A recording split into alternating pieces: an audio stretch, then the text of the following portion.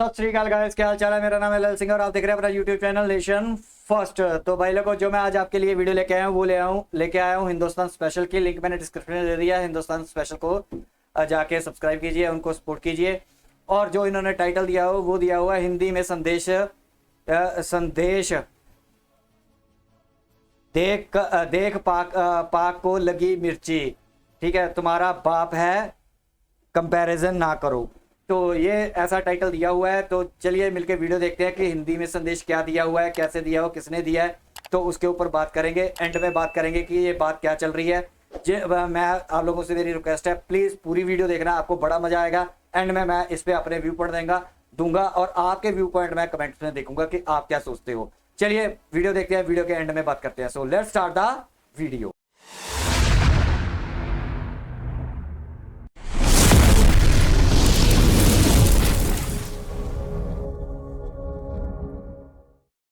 अच्छा फरूख सलीम साहब, ये बताइएगा कि भारत के पास कितने रिजर्व्स हैं इस वक्त? ये मुकाबला ना करें। नहीं, मुकाबला नहीं करी, बस वैसे ही अपनी जनरल नॉलेज के लिए पूछना चाह रही थी।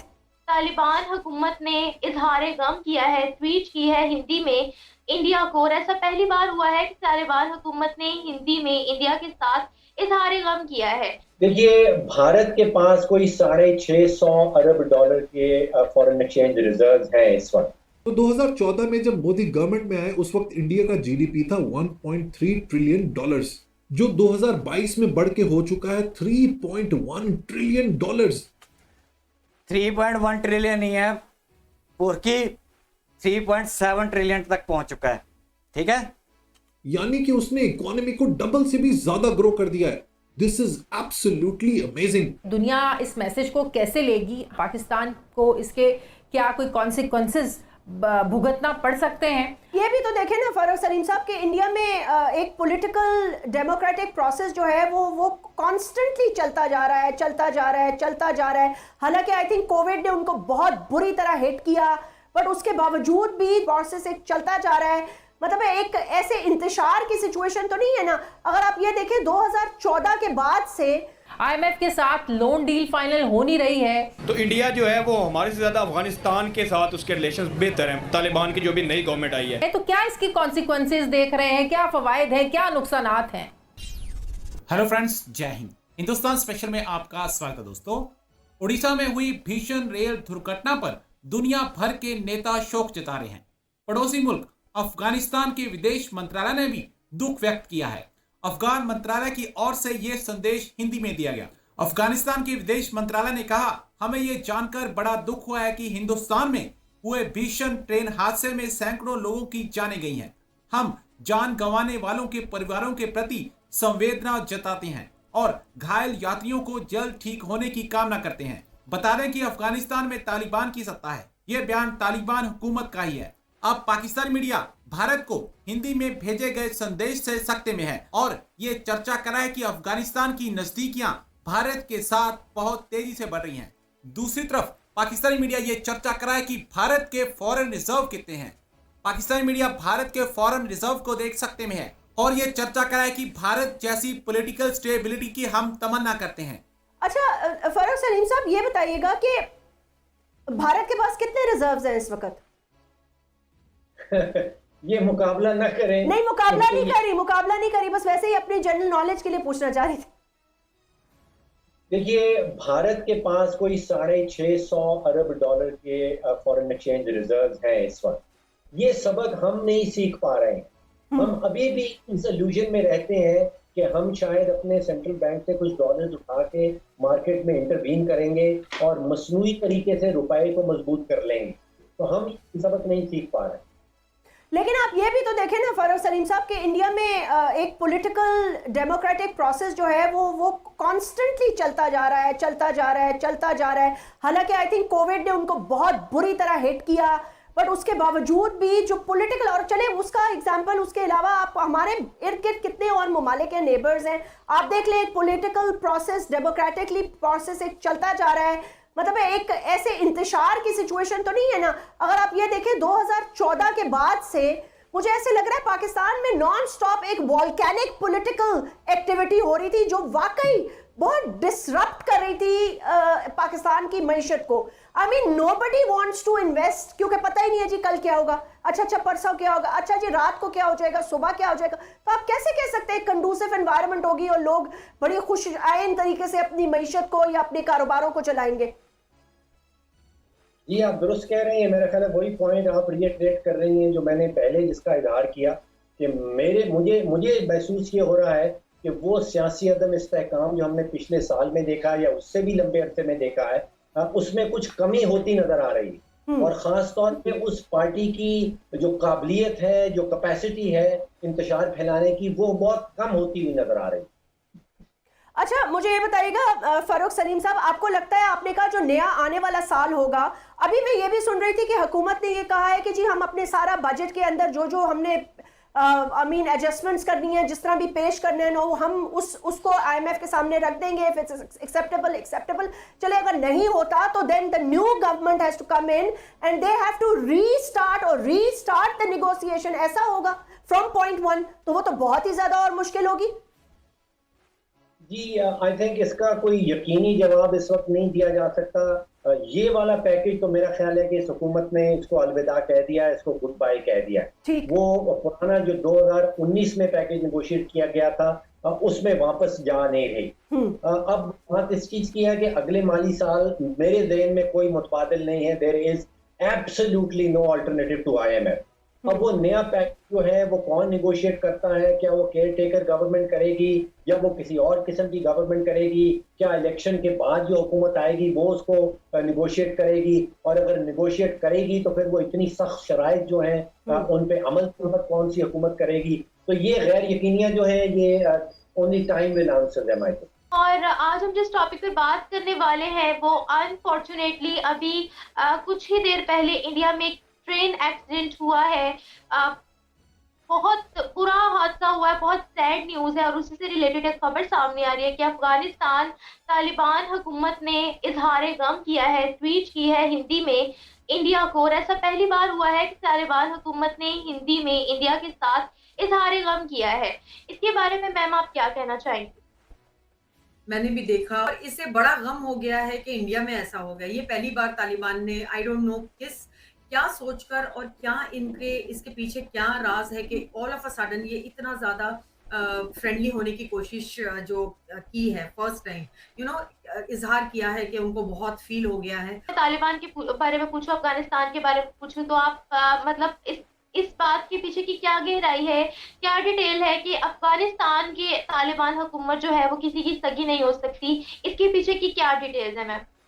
मैं ये समझती हूँ कि जहाँ पर ये लोग आके फिर से मतलब जब इन्होंने फिर से अपनी हुकूमत संभाली और जो कुछ भी इन्होंने किया उसके बाद इन्होंने फिर से वही रवैया रखा है, वही एजुकेशन के लिए विमेन को एजुकेशन नहीं देना, विमेन के ऊपर जो जातियाँ हो रही है, जो मर्द के ऊपर भी हो रही है, लेकिन विमेन पे ज्यादा मैं बात करना चाहूंगी कि जो मतलब इन्होंने कहीं पर भी ये फॉरवर्ड नहीं जा रहे हैं। कहीं पर भी इनको ये नहीं लगता है कि मतलब ठीक है एजुकेशन दिया जाए लड़कियों को तक मैंने शायद ये खबर कहीं पर पढ़ी थी कि लड़कियों को मार दिया गया एक स्कूल के अंदर।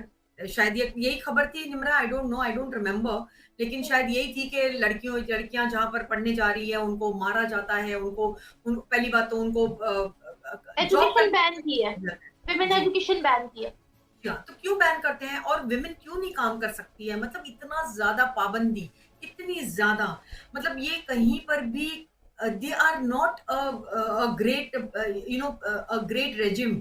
इनका तो यही प्रॉब्लम है कि इनके जो दिमाग में है ना ये एक ही चीज बसती है कि विमेन को कैसे रिप्रेस किया जाए, सप्रेस किया जाए, उसकी जिंदगी कैसे मुहाल की जाए। तो यहीं पर मुझे ये जहां पर मैं एक विमेन होके मैं यही देखती हूँ।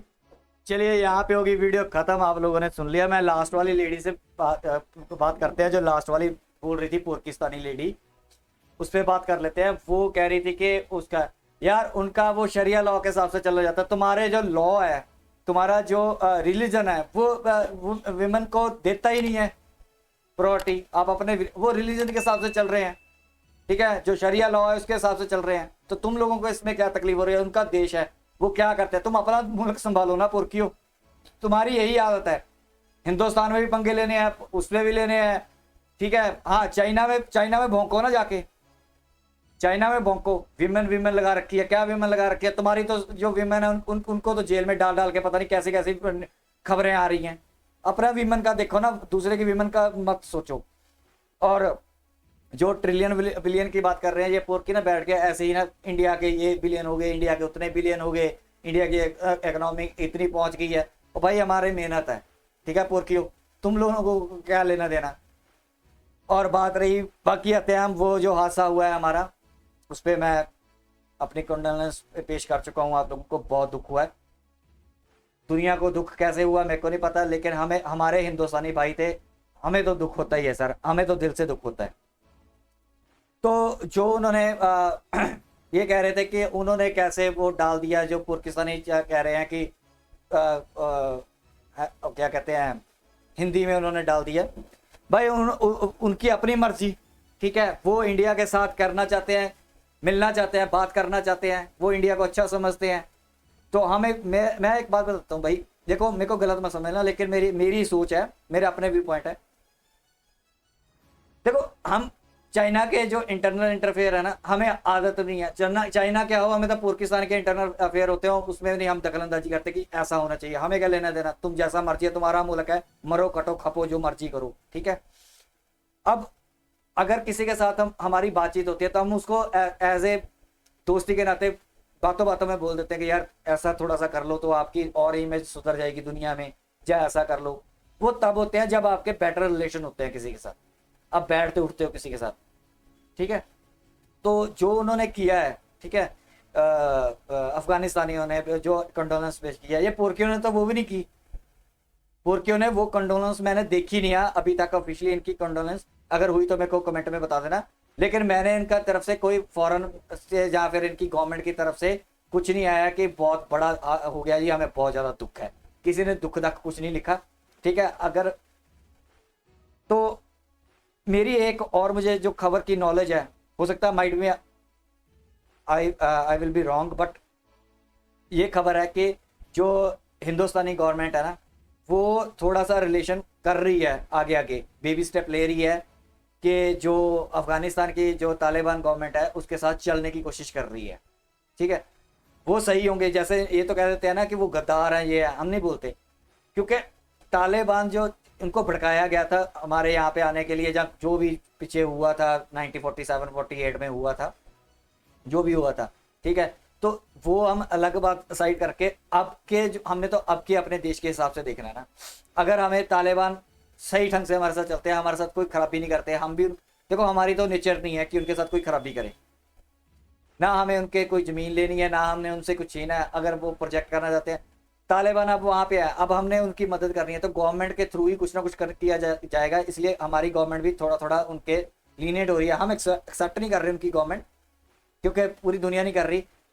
रीज़न है इसका ये है कि वो जैसे कर रहे हैं कि अपना एक ही बनाया हुआ है डेमो को, वो थोड़े से वोटिंग वगैरह कर ले, कोई और बंदे भी डाल लें, तो हो सकता है कि दुनिया भी एक्सेप्ट कर ले। तो इस वजह से क्या उन्होंने डाला है, मैं अप्रिशिएट करता हूँ उनको, ठीक है। हमें भी, अगर उन्होंने बेबी स्टेप ले रहे हैं, अगर वो बोल रहे हैं, देखो पठान अगर जो बोलता है ना तो वो करता भी है। मैं इस बात, पाकिस्तानी जो बोलते हैं वो करते नहीं है। वो पाकिस्तान तो दुनिया में झूठे दोगले हैं, लेकिन मैंने देखा है कि जो अफगानी हैं या फिर तालिबानी है, वो भी तो अफगानी है ना, अफगान की बशिंदे हैं। तो अगर वो बोल रहे हैं तो हम उस पर विश्वास कर सकते हैं कि हाँ यार, अगर ये कह रहे हैं कि हम इंडिया से दोस्ती चाहते हैं और ट्रूली चाहते हैं, तो हमें भी उनका थोड़ा बहुत रिस्पेक्ट करनी चाहिए, देनी चाहिए। देखो रिस्पेक्ट दी और ली जाती है। अगर आप किसी को रिस्पेक्ट देते हो तो आप वो देते हो तो वो भी आपको रिस्पेक्ट देता है, तो हमें उसको अप्रिशिएट करना चाहिए। तो उन्होंने रिस्पेक्ट की है, ठीक है, जैसे भी मर्जी है, तो हमें भी उनकी रिस्पेक्ट करनी चाहिए। मैं दिल से ये मानता हूँ। बाकी आप लोग क्या समझते हो वो आप लिख सकते हो। तालिबान के खिलाफ लिखना है, किसी के खिलाफ लिखना है, मैं कमेंट किसी का डिलीट नहीं करता, मैं कुछ नहीं बोलता। लेकिन मेरी ये सोच है कि अगर वो चलना चाहते हैं तो धीरे धीरे चले। हाँ, जब कोई ऐसा टाइम आएगा उनको एक्सेप्ट करने का, तो हम एक्सेप्ट भी कर लेंगे, अगर हमें लगेगा कि एक्सेप्ट करने वाली बात है। तो अब तो उन्होंने मेरे ख्याल से यहाँ पे अफगानी जो तालिबान है, वो अफगानी भी मैंने देखा कि अफगानी भी जो अफगानिस्तान के लोग हैं वो भी धीरे धीरे उनको एक्सेप्ट करते जा रहे हैं, धीरे धीरे एक्सेप्ट करते जा रहे हैं, क्योंकि ये स्लो प्रोसेस होता है। क्योंकि जो छवि बनी होती है वो मिटाने के लिए टाइम तो लगता ही है भाई लोगों, समझे ना मेरी बात। तो अब जो छवि बनी हुई है उसको उनको मिटाने के लिए भी टाइम लगेगा। तो अभी वो भी थोड़ा थोड़ा मैंने देखा है, कई वीडियोस में देखा है कि अफगानी जो आम लोग हैं वो भी एक्सेप्ट कर रहे हैं। बस थोड़ी बहुत ही प्रॉब्लम्स है, वो शरिया लॉ की हैं, वो तब हो सकती हैं जब वो हम उनके साथ एंगेज करेंगे, तो हम उनको थोड़ा बहुत समझाएंगे, वो कोशिश करेंगे, ठीक है। तो अब वो जो हमारे यहाँ पे उनका कॉन्सुलेट है दिल्ली में, उसमें भी वो चेंज वगैरह कर रहे हैं कि जो पहले उनका जो यहाँ पे कॉन्सुलेट का जो था बंदा, वो उसको चेंज कर रहे हैं क्योंकि वो गनी के टाइम का था, तो उसको चेंज करके वो अपना तालिबान वाले अपना बंदा ला रहे हैं। तो इंडिया ने एक्सेप्ट कर लिया, इंडिया ने बोल दिया, मैंने कहीं सुना था कि उन्होंने बोला कि वो ऐसे चेंज कर रहे हैं, तो उसको उन्होंने बोला कि वो इंटरनल मामला है, वो गनी वाला चेंज करके दूसरा कर देंगे, हमें तो क्या है, उनकी एम्बेसी है, वो यहाँ उनकी एम्बेसी होती है, उस देश की प्रॉपर्टी है, वो वहाँ पे बंदा बैठा रहे हैं तो बैठा सकते हैं। इंडिया ने कोई प्रोटेस्ट नहीं किया, इंडिया ने सिर्फ इतना बोल दिया कि उनका इंटरनल मामला है, उन्होंने बैठाना है, वो उनको बैठा रहे, हमें कोई प्रॉब्लम नहीं। तो इससे क्या पता चलता है कि इंडिया भी थोड़ा लीनियंट हो रहा है कि चलो कोई बात नहीं, इनको चलने दो, थोड़ा सा उनको स्पेस दे रहे हैं कि चलो तुम ये ऐसा करो। उनको समझाएंगे बाद में कि यार आप थोड़े से एजुकेशन का वीमेन के लिए ये करो, आप अपने लोगों के लिए ऐसे करो, फिर वो बंदे करेंगे भी, वो समझेंगे भी। यार कोई बंदा जो अक्लमंद होता है ना, वो समझ आता है। पाकिस्तानी तो ऐसे बकवास मारते रहते हैं, मैंने देख लिया। आप लोगों को पता है पाकिस्तानी बकवास मारते हैं, ये अपने हिसाब से चलाना चाहते हैं। किसी को अपने हिसाब से चलाने के लिए ना उसके साथ प्यार बढ़ाना पड़ता है, उनके साथ बैठना उठना पड़ता है, उनके साथ रिलेशन अच्छे करने पड़ते हैं, फिर बंदा आपकी बात मानता है। ये नहीं होता कि आप उन पर यार दोस्त माओ, नहीं तुमने ऐसा ही करना है। हम उनको सलाह देंगे, उनका देश है यार, मानना ना मानना उन्होंने देखना है। प्रोटेस्ट होने हैं उनके देश में होंगे, हमें उनके इंटरनल मामले हैं, वो देश कैसे चलाते हैं, हमें कोई लेना देना नहीं। चाइना अपना देश कैसे चला रहा है, पुरखी भी यही, पुरखियों को क्या लेना देना चाइना, बस आपका ट्रेड चल रहा है ना। तो ऐसा होता है, इंडिया की आदत है कि किसी के इंटरनल मामलों में हम दखलंदाजी नहीं करते, लेकिन पूरी दुनिया को आदत है कि इंडिया के इंटरनल मामलों पे लोग दखलंदाजी करते हैं। हमारा यार हम हमेशा कहता हूँ ये हमारा घर का मामला होता है, हम अपने आप में सुलट लेंगे, दुनिया को क्या लेना देना किसी को, यार किसी को क्या लेना देना। हम अपने ह्यूमन राइट्स के लिए खुद जिम्मेवार है। मैं ये नहीं कहता, मैं एक टर्म यूज कर रहा हूँ कि मिनोरिटी में, अब सिख है हम, हमारी कोई प्रॉब्लम होगी हमारी हिंदुस्तान की गवर्नमेंट के साथ, हमारी दुनिया के साथ थोड़ी कोई प्रॉब्लम है। हमारा तो हिंदुस्तान की गवर्नमेंट के साथ प्रॉब्लम होगी, हम खुद सुलट लेंगे, हम उनसे बात करेंगे, हम जो मर्जी करें। दुनिया को हमारे लिए आवाज उठाने की जरूरत नहीं है, ठीक है। हमारा देश हमारा है, हम उतने ही हकदार हैं जितना यहाँ पे हिंदू हकदार है, जितना यहाँ पे मुसलमान है, जितना यहाँ पे क्रिश्चियन हकदार है, हम उतने ही हकदार हैं। हम हक से बोलेंगे अपनी गवर्नमेंट को कि ऐसा करो, हमारे लिए ये करके दो, हमें ये एजुकेशन चाहिए। हम बस मुझे इस बात से गुस्सा आता है कि जो अब टुकड़े की बात करता है कि हमें ये पीस चाहिए, हम तो अलग देश बनाएंगे, उनके लिए तो मेरी सख्त नफरत है इंडिया में जो ये बात करते हैं। हिंदू राष्ट्र कई बात कर रहे हैं कि हिंदू राष्ट्र बनाना है, ये बनाना है। मैं हिंदू राष्ट्र की नहीं बात कर रहा, एक देखो ऑब्वियसली वो हिंदू राष्ट्र है ही है, जहाँ पे मेजोरिटी ज्यादा होगी तो उसका इन्फ्लुएंस भी ज्यादा होगा, तो वो ऑब्वियसली अगर मुसलमान ज्यादा हो गए तो वो मुस्लिम राष्ट्र होगा। जो क्रिश्चियन जहाँ पे जिसका ज्यादा इन्फ्लुएंस होगा तो क्रिश्चियन, वो ऑटोमेटिकली है। वो सनातन की बात कर रहे हैं कई लोग, मैं उस पर एग्री करता हूँ, क्योंकि आज से अगर 2000 साल पहले देखो तो सनातनी थे, सिख धर्म नहीं था, सिखिज्म नहीं था, ठीक है। 500 साल पहले सिख का नामो निशान नहीं था, 1400 साल पहले, ठीक है, मुसलमानों का मुस्लिम का मालूम का नामो निशान नहीं था। और इंडिया में तो ये 600-700 साल पहले ही आए हैं। उससे पहले तो इंडिया में जो जैसे इंडिया था, मौर्य समाज था, जहाँ हमारे अशोका थे, मुसलमान कहाँ थे यहाँ पे, ठीक है। क्रिश्चियन भी अब बाद में आए हैं, लेकिन क्रिश्चियन का अगर हिस्ट्री देखो तो 1500 वो भी ज़्यादा पुरानी नहीं है, ठीक है। 1800 साल 1800 साल इतने की भी है। उससे क्रिश्चियन से भी पहले, ठीक है, सनातन धर्म था, सनातनी थे, धर्म नहीं कह सकते, धर्म तो बाद में आते हैं, सनातन था हमारा यहाँ पे। जैसे आर्यन रेस होगी, रेसेस थी, रेस कह सकते हैं हम इसको, सनातन रेस थी। जैसे रोमन रेस थी एक, ठीक है, टर्किश रेस थी, ठीक है। उसके बाद वो लग हुए हैं, उसके बाद वो धर्मों में कन्वर्ट हो गए, जब क्या हो गया वो लग थे, लग चीज है, ठीक है। तो मैं इस बात को मानता हूँ, इसमें कोई शर्म नहीं आनी चाहिए। मैं क्यों शर्म करूँ यार, मैं मेरे आज से अगर मैं 500 साल से पीछे चले जाता हूँ, उससे पीछे चले जाऊँ, उससे पीछे चले जाऊँ, मेरे जो दादा परदादा थे, ठीक है, तो वो कहाँ से आ रहे हैं, तो मैं उसको एक्सेप्ट करता हूँ, ठीक है, हम वो थे, ठीक है। और जो सिख धर्म के, जो हिंदू धर्म में थे, जो उनका बड़ा बेटा होता था, वो सिख धर्म यानी कि एक वॉरियर कह सकते हो आप, वॉरियर की एक रेस ज्वाइन करना चाहता था उसको करवाते थे कि तुम सिख बनो, जो हमारे बाकी परिवार के मेंबर है या बाकी हमारी सोसाइटी है उसको सेव करने के लिए आप उस सेना में चले जाओ या उस चीज में चले जाओ। तो वो जैसे सेना तैयार हो रही थी ऐसे वो, ये आपको मिल जाएगा गूगल पे सर्च मारना कि जो एक हिंदू धर्म का हिंदू जो लोग थे वो सबसे बड़े बेटे को हमेशा सिखिज्म में डालते थे, वे तुम सिख बनोगे। हमारे आज भी पंजाब में, मैंने आज से आप 15-20 साल पहले का देख लो, हमारे यहाँ पे बहुत सारे पंडित हैं, बहुत सारे हिंदू हैं जो सिख हैं, बहुत सारे हैं। और पंजाब में तो ऐसा कि फुल रिस्पेक्ट होती है यार, फुल रिस्पेक्ट करता है हिंदू सिख की रिस्पेक्ट करता है, उसके मंदिरों की, उसके गुरुद्वारों की, उसके चर्च की। हमारे तो यहाँ पे गुरु गोविंद सिंह जी ने एक बोला, हमारे यहाँ पे मलेरकोटला नाम का है कि इसका जो उन्होंने हेल्प की थी सिखिज्म की, तो वहाँ पे सारे मुसलमान रहते हैं, मलेरकोटला शहर है यहाँ पे हमारे पंजाब में।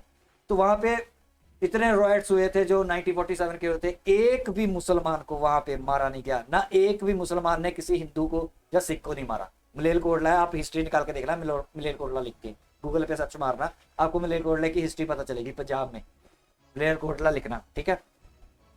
तो वहाँ के वो आज भी लोग वहाँ पे पूरा का पूरा जो शहर है, पूरा का पूरा आप चले जाओ वहाँ पे, आपको लगेगा कि आप किसी मुस्लिम कंट्री में आ गए हो, आपको मिलेंगे ही नहीं, सारे के सारे मुस्लिम। मैं वहाँ पे गया हूँ तो मेरे तो रिश्तेदार भी हैं, अब तो थोड़े से बीच में रहते हैं, लेकिन आपको एक ऐसी जगह मिले, ऐसे उनकी मार्केट्स मिलेंगी। मैं आज से एक बार 25-30 साल पहले गया था, अपनी बुआ के साथ गया था, तो मैं वहाँ पे रिक्शा पे जा रहे थे, ठीक है। तो वहाँ पे सारे ने सारे बुरके डाले हुए थे, जिनकी लड़की जितने भी, और सबने टोपियाँ डाली हुई थी सारे। हम मार्केट में जा रहे थे, वहाँ से हमने बर्तन खरीदे थे कुछ, मेरे को आज भी याद है वो सीन। वहाँ पे हमने फिर बर्तनों पे नाम नहीं लगवाते, वो भी मुसलमान का था, टोपी पहनी हुई थी। हमें कोई फील ही नहीं आता था यार कि ये मुस्लिम है या ये ऐसे है। तो मैंने ये आपको हिस्ट्री बताई है। बाकी ये है कि बहुत अप्रिशिएट करता हूँ जिन लोगों ने हमारे साथ कॉन्फ्रेंस किया, पुरखियों ने तो नहीं किया, हमें इनकी चाहिए भी नहीं, सूरों की हमें चाहिए भी नहीं जरूरत, ठीक है। सूरों से तो ना हमें एप्रिशिएशन चाहिए ना हमें कोई चीज़ चाहिए, ठीक है। सूर अपने जो पुरकिस्तानी सूर है अपने बाड़े में रहें, बाहर ना निकले बस, और किसी को तंग करना करते रहे, हिंदुस्तान का पीछा छोड़ दें। तो यहाँ तक की वीडियो, आई होप कि मेरा एनालाइज आपको अच्छा लगा, मेरी बातें अच्छी लगी। अगर अच्छी लगी तो लाइक करना, सब्सक्राइब करना, शेयर करना, कमेंट करना, और सब्सक्राइब करके नेशन फर्स्ट सोल्जर बन जाना, ताकि मैं आप लोगों के साथ अपनी बातें ऐसे शेयर, अपने व्यू पॉइंट करता रहूँ। और हिंदुस्तान को हमेशा ज़िंदगी में याद रखना, फर्स्ट रखना। देश है तो हम हैं, ठीक है, ये बात है। तो यहाँ तक की वीडियो, मिलेंगे नेक्स्ट वीडियो में, तब तक के लिए जय हिंद।